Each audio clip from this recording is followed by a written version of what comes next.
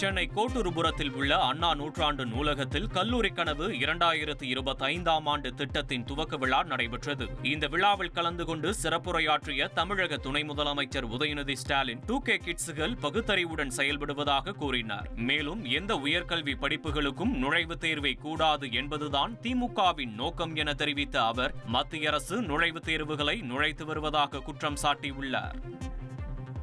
2K kids உங்களுக்கு advice பண்ணால் சுத்தமாக பிடிக்காதுன்னு எனக்கு தெரியும். தந்தை பெரியார் அவர்கள் அடிக்கடி சொல்வார், யார் எதை சொன்னாலும் அதை அப்படியே ஏற்றுக்காத, ஏன் எதுக்கு எப்படி அப்படின்னு கேள்வி கேளு.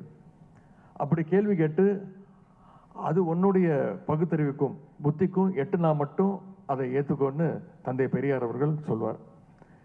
தந்தை பெரியார் அவர்கள் சொன்ன விஷயத்தை யார் ஃபாலோ பண்ணுறாங்களோ இல்லையோ, இங்கே வந்திருக்கக்கூடிய ஜென்சி இளைஞர்கள் நீங்கள் அதிகமாக ஃபாலோ பண்ணுறது நீங்கள் மட்டும்தான்.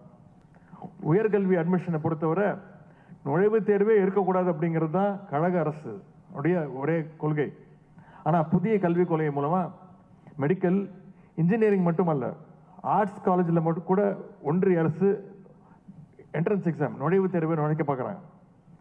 அதனால தான் இந்த புதிய கல்விக் கொள்கையை நம்முடைய முதலமைச்சர் அவர்களும் தமிழ்நாடு அரசும் கடுமையை எதிர்த்துட்டு வருது.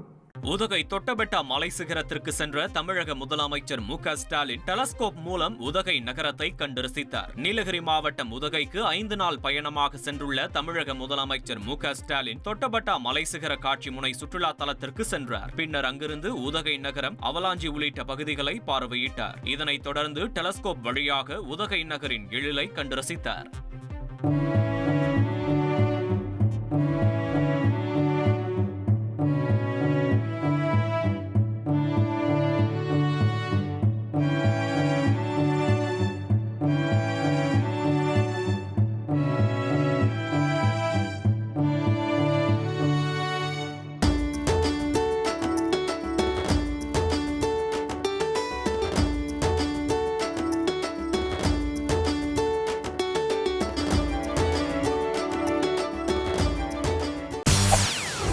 செய்திகளை உடனுக்குடன் தெரிந்து கொள்ள உடனே சப்ஸ்கிரைப் பண்ணுங்க.